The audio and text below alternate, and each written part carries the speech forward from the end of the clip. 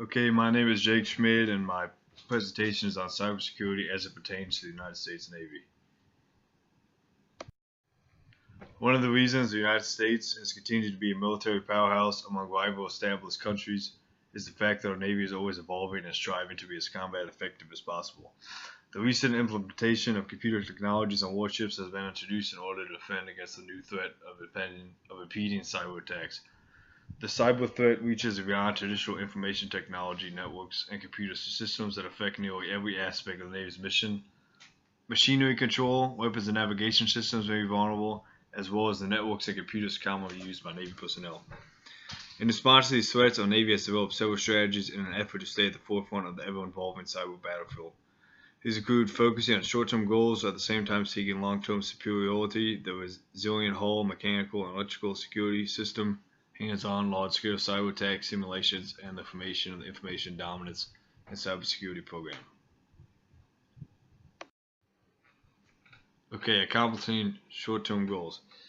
Commonly, people use simple strategies when faced with a complex problem that demands numerous solutions. The Navy's overarching plan ultimately is NAVSEA will field a control system architecture for Navy ships that offers defendable enclaves adapted and configured to the cyber threat environment.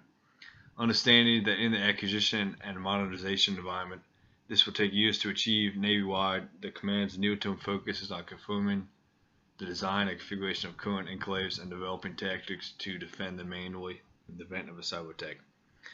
Rather than focusing on outfitting the entirety of their fleet with the latest and greatest technologies, they have chosen to simply methodically upgrade the systems.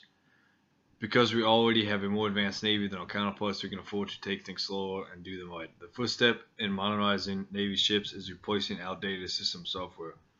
The Navy is hardening or enhancing its security stance through systems upgrades and eliminating the more vulnerable, obsolete systems and applications.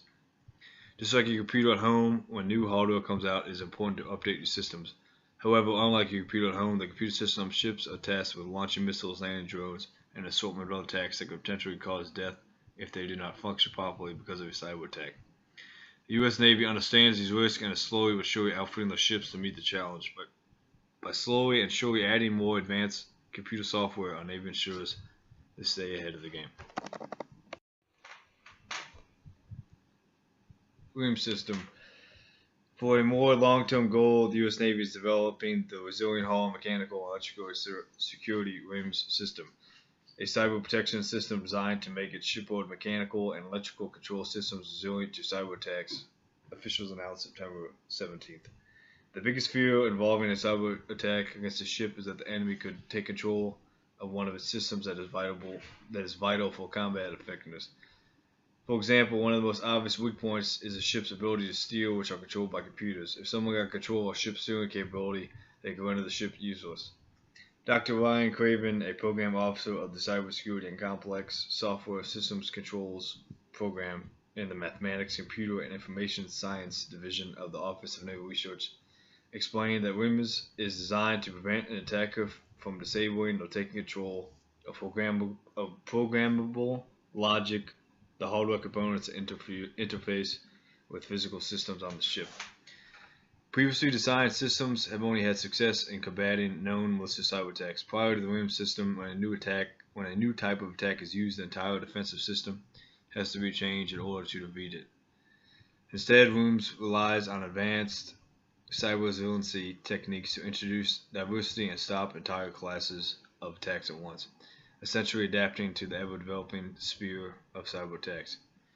As an added defensive tool, even if you get past one layer of REAMS, you are faced with a brand new problem after each layer. In the event of a cyber attack, REAMS makes it so that a different hack is required to export each controller. The same exact export can't be used against more than one controller. Once implemented, this tool will provide our ships with a more than satisfactory ability to counter cyber attacks.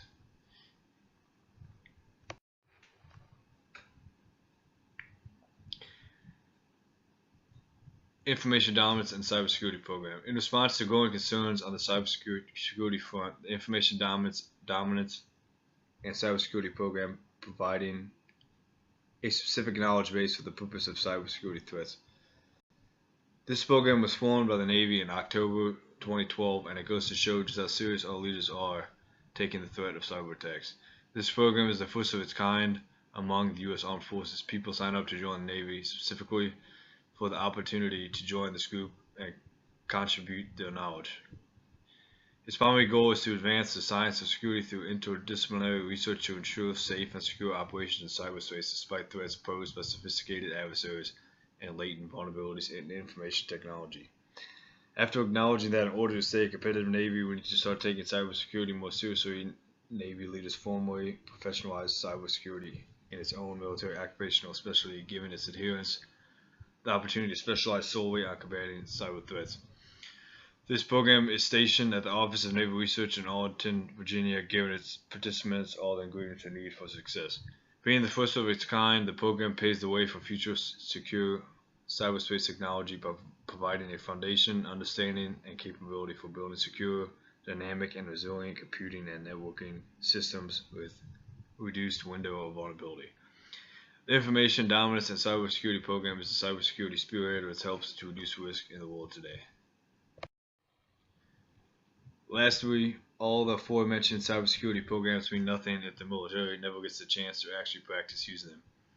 One example of the military training with this new cybersecurity technology was July 15, 2016, when the Naval Surface Warfare Center of Panama City Division and Gulf Coast State College joined together to collaborate on the Capture the Flag cybersecurity event. The military considers it essential with any kind of plan to do some kind of walkthrough or dry run before it's actually game time in order to check if everything is working as it should be. The event provided everyone involved with hands-on training on how to thwart a potential cyber attack. Participants were also able to play as the role of hacker, affording them the opportunity for a real-life cyber threat to be pitted against a cybersecurity technology. The senior officer at the event said, "Some people think let's build this system and hammer some AI on the outside to make it secure. This is not how this works." This emphasized leadership's understanding that actually testing the system is vital for success.